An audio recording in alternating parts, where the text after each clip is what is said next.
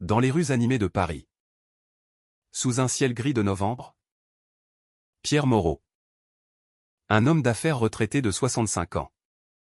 Gara sa voiture devant l'appartement de son fils Alexandre. Il avait reçu un appel paniqué de sa femme. Qui avait vu quelque chose d'inimaginable par la fenêtre, Alexandre. Leur fils unique. Embrassant passionnément un autre homme sur le trottoir. Pierre descendit. Le cœur battant. Et confronta Alexandre sur le champ. Hurlant des insultes qui firent tourner les têtes des passants. Mais au lieu de nier ou de s'effondrer, Alexandre releva la tête, les yeux emplis de larmes, et déclara calmement, « Père, c'est Julien.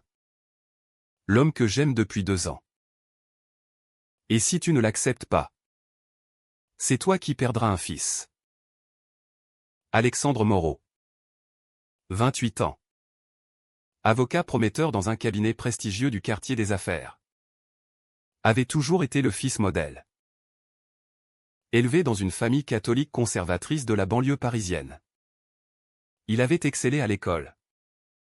Obtenu son diplôme de droit à la Sorbonne avec mention. Et embrassé une carrière qui faisait la fierté de ses parents.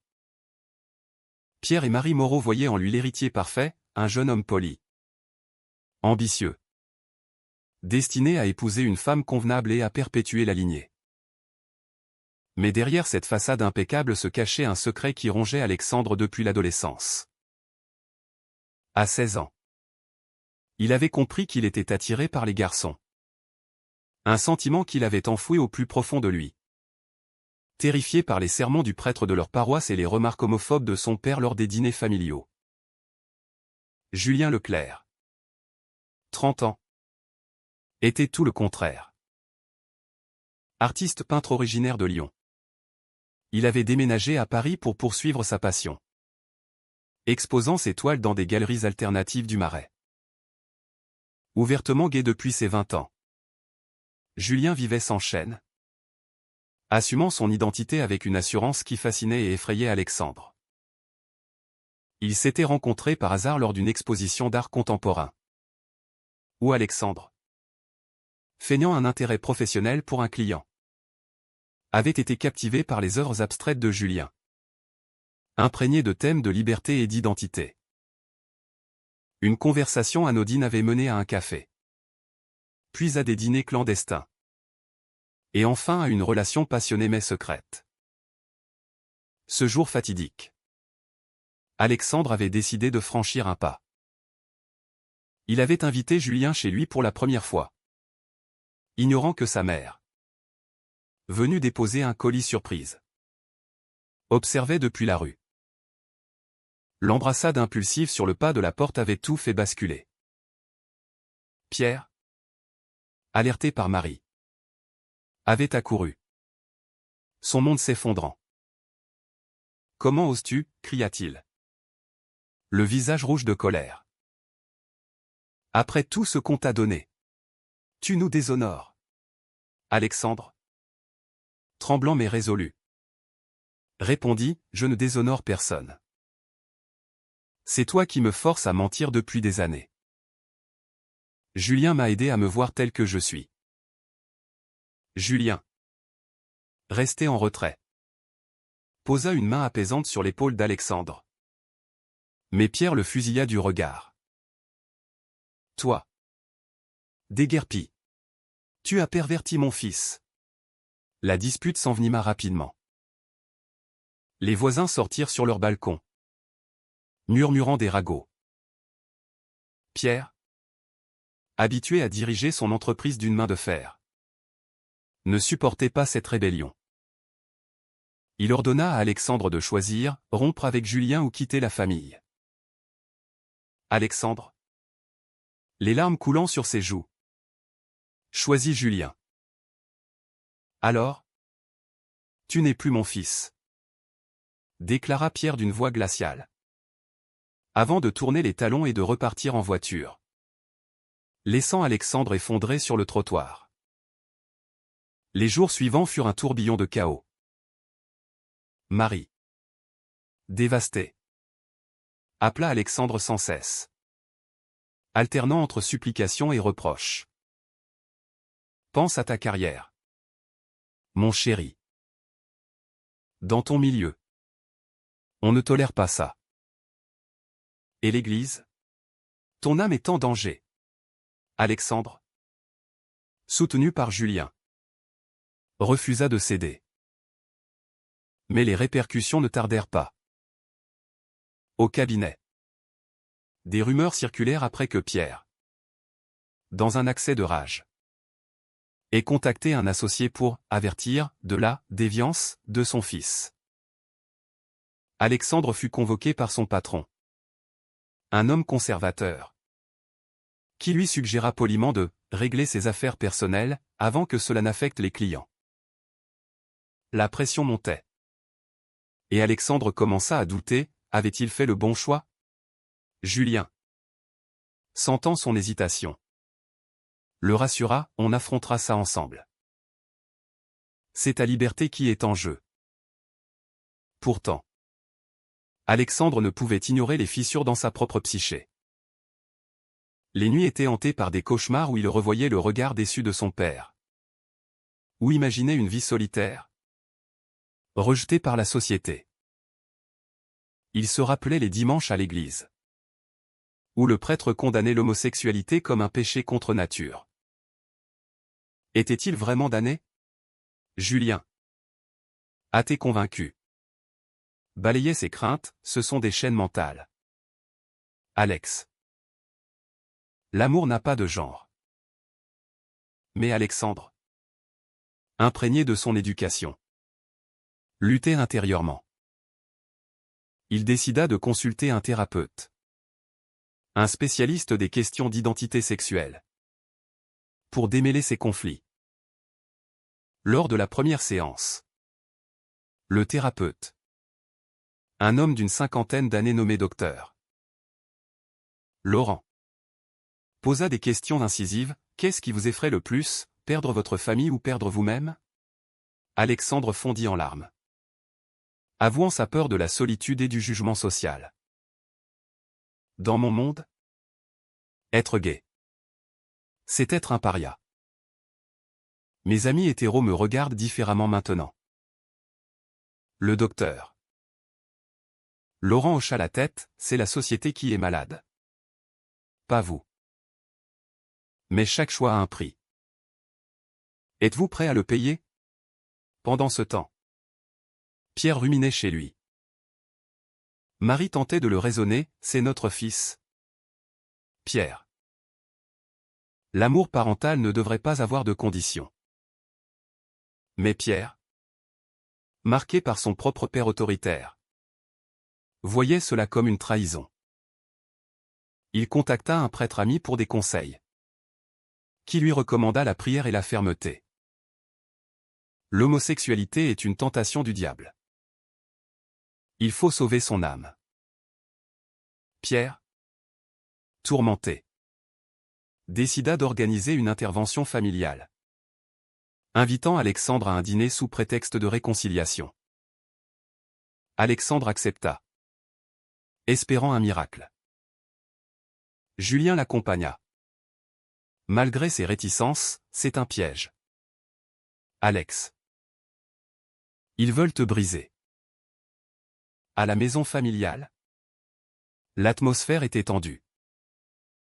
Pierre, Marie et même une tante pieuse étaient présents. Après le repas, Pierre prit la parole, Alexandre. Nous t'aimons. Mais ce chemin te mènera à la perdition. Romps avec cet homme. Et nous t'aiderons à guérir. Alexandre, le cœur serré, répondit, guérir de quoi? D'aimer? La discussion dégénéra en cris, avec la tante citant la Bible et Julien défendant farouchement leur relation. Finalement, Alexandre quitta la maison en claquant la porte, jurant de ne plus revenir. Ce soir-là, seul avec Julien dans leur appartement, Alexandre s'effondra. Ai-je tout perdu pour rien? Julien le serra dans ses bras, non. Tu as gagné ta vérité. Mais la route sera longue. Alexandre savait que les vrais défis ne faisaient que commencer, la société française. Malgré ses lois progressistes, cachait encore des poches de conservatisme. Surtout dans les cercles professionnels et familiaux. Il se promit de lutter, mais au fond de lui, une voix murmurait le doute. Les semaines suivantes furent une épreuve pour Alexandre. Au travail, les murmures se transformèrent en isolement. Ses collègues, autrefois amicaux, évitaient les pauses café avec lui. Un client important, informé par des ragots, annula un rendez-vous, prétextant un conflit d'horaire. Le patron le convoqua à nouveau, « Alexandre. Votre vie privée impacte l'image du cabinet. Prenez du temps pour réfléchir. » Humilié, Alexandre posa une semaine de congé, se sentant comme un pestiféré. Julien, voyant sa détresse, proposa, « Quitte ce boulot. Viens avec moi dans le monde de l'art, où on est libre. » Mais Alexandre, attaché à sa carrière, refusa, « J'ai travaillé trop dur pour tout abandonner. Je dois prouver que je peux être gai et avocat. » Pourtant, les doutes s'insinuaient. Lors d'une soirée avec des amis d'enfance, l'un d'eux, Paul, un banquier hétéro, lança une blague homophobe, « Alors, Alex, tu passes du côté obscur ?» Les rires fusèrent. Mais Alexandre se sentit poignardé. Il quitta la soirée tôt, rentrant chez lui en larmes. Julien le consola, « Ce ne sont pas de vrais amis. On en trouvera d'autres. » Ensemble, ils commencèrent à fréquenter des cercles LGBT à Paris, comme des bars du Marais ou des événements associatifs. Alexandre y rencontra d'autres hommes dans sa situation. Des histoires de coming out douloureux qui résonnaient avec la sienne. Cela lui donna de la force. Mais aussi une conscience aiguë des inégalités persistantes, discrimination au travail, violence homophobe dans les rues. Pierre, de son côté, luttait avec ses démons. Marie le pressait, « Appelle-le. Pierre. Il est ton sang. » Mais l'orgueil l'empêchait. Au lieu de cela, il se replia sur lui-même, passant des heures à l'église, priant pour le « salut » de son fils. Un jour, il croisa un ancien collègue dont le fils était gay et marié. L'homme lui confia, au début, « J'ai réagi comme toi. Mais j'ai compris que l'amour ne change pas. Maintenant, on est plus proche. » Ces mots ébranlèrent Pierre. Mais il les repoussa, craignant de trahir ses convictions. Alexandre décida de contre-attaquer. Il contacta une association LGBT pour du soutien juridique, envisageant de poursuivre son cabinet pour discrimination si les choses empiraient. Julien l'encouragea, « Batte-toi, Alex. C'est pour tous ceux comme nous. » Mais cette résolution fut mise à l'épreuve quand Marie tomba malade. Un appel affolé de Pierre, « Ta mère est à l'hôpital. Un malaise cardiaque.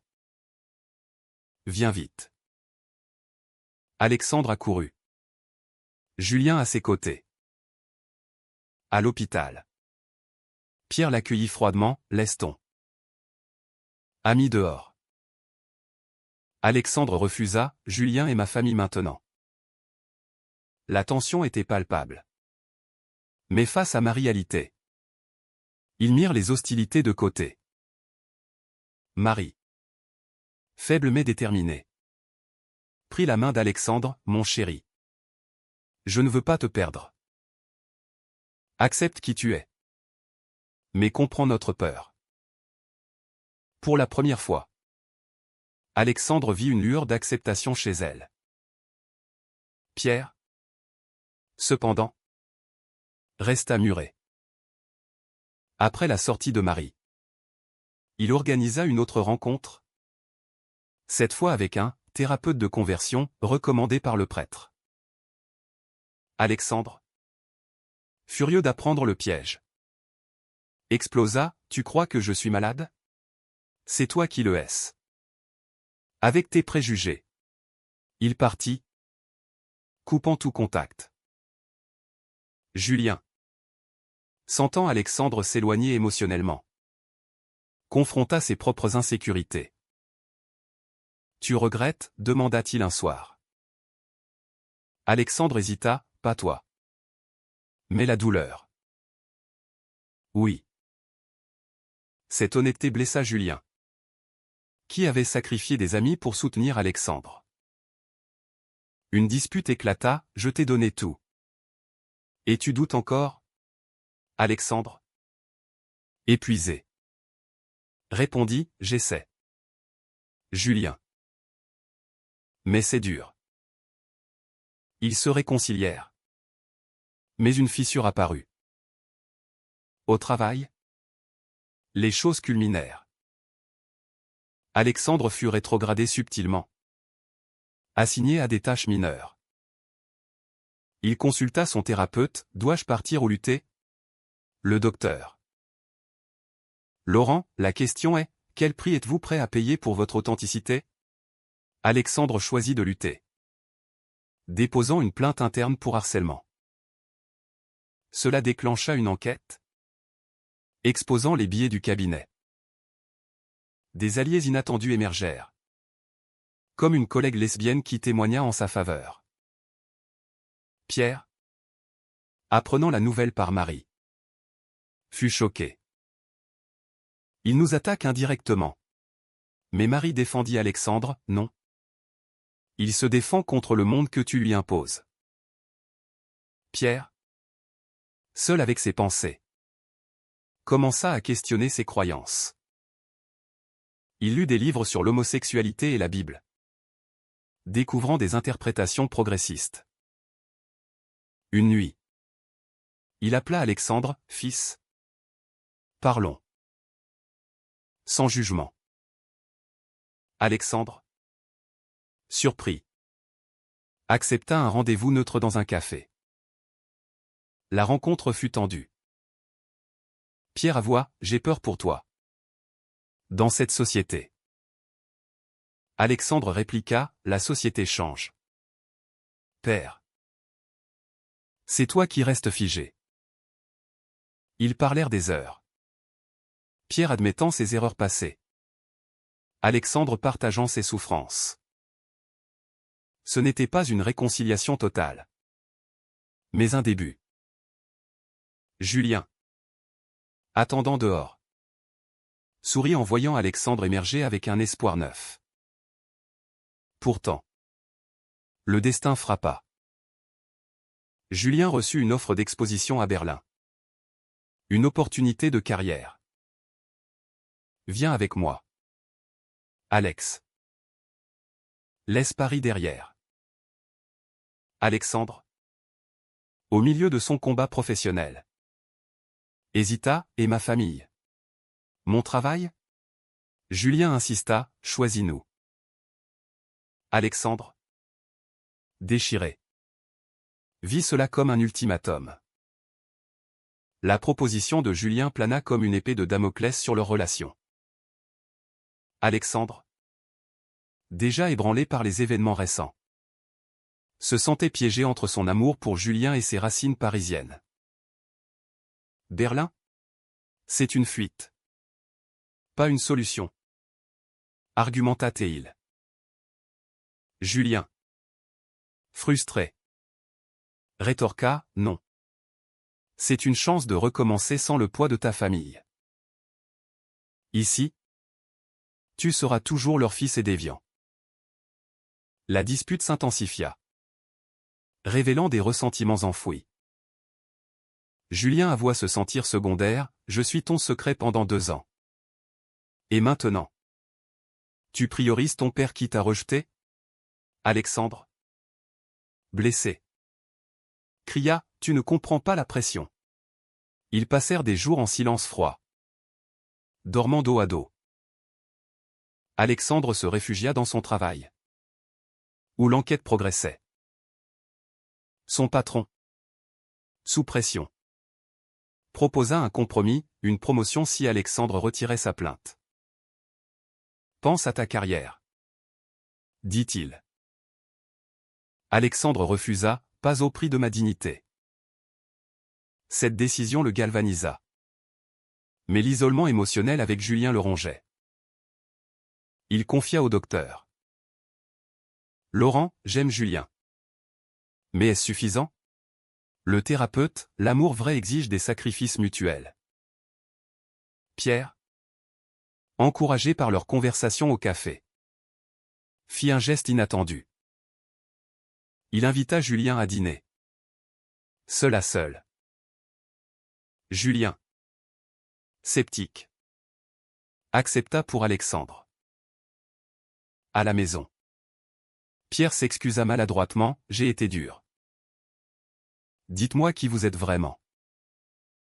Julien raconta son coming out, ses luttes et son amour pour Alexandre. Pierre écouta, touchant des parallèles avec sa propre jeunesse réprimée.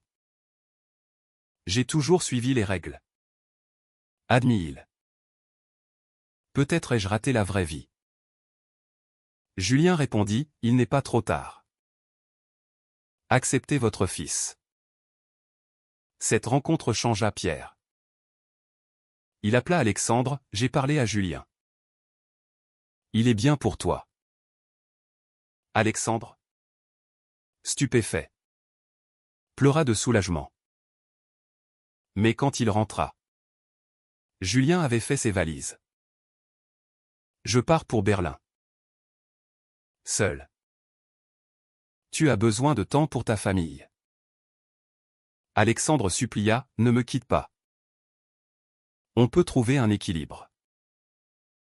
Julien. Les yeux humides, pas si tu doutes encore. C'est une pause. Pas une fin.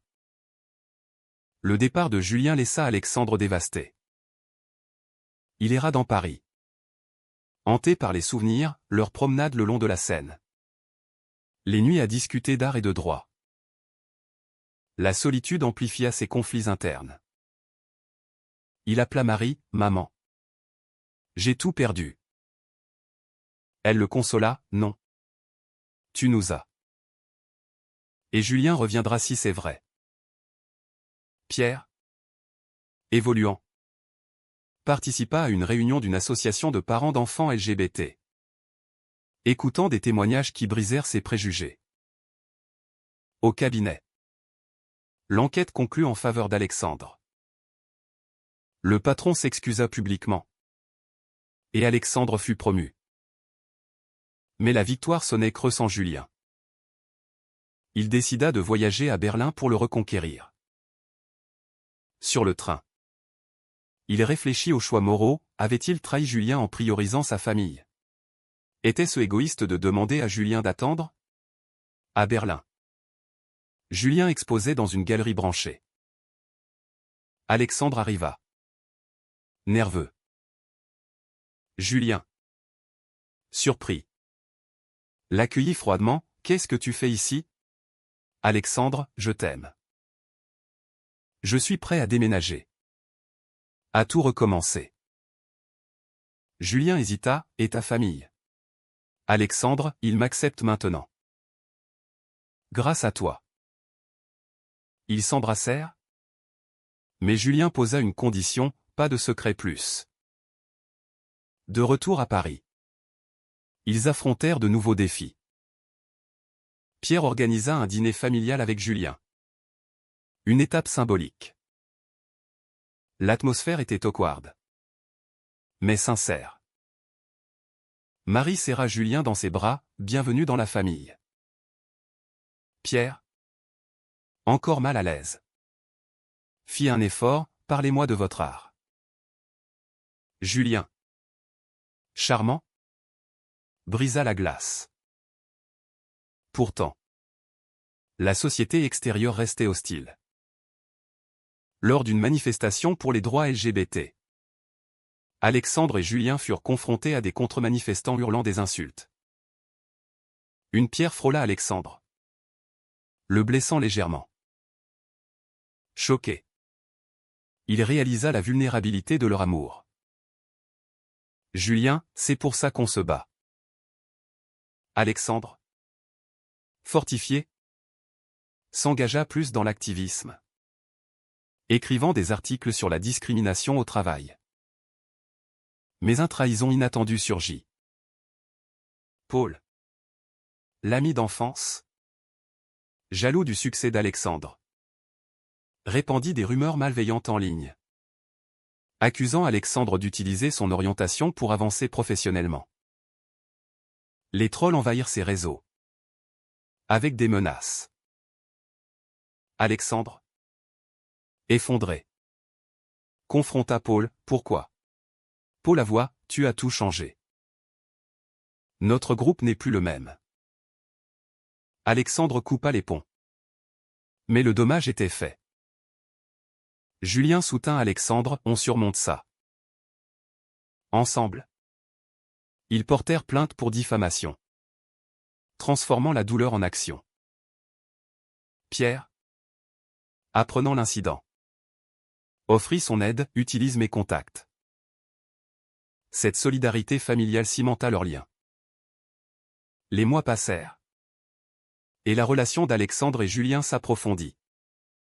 Forgés dans l'adversité, ils emménagèrent dans un appartement plus grand dans le Marais, symbole de leur engagement. Alexandre, promu associé au cabinet, devint un modèle pour d'autres employés LGBT, organisant des ateliers sur l'inclusion. Julien, avec son exposition réussie, gagna en reconnaissance, vendant des toiles inspirées de leur histoire, des abstractions de liberté et de lutte. Pierre continua son évolution. Il rejoignit un groupe de soutien pour parents, partageant son parcours. J'ai failli perdre mon fils par ignorance, confia-t-il. Marie, guérie de son malaise, devint une alliée fervente, participant à des événements Pride avec eux. Lors d'une parade, Pierre marcha aux côtés d'Alexandre, tenant une pancarte, fier de mon fils gay. Alexandre, ému, serra son père, merci. Papa.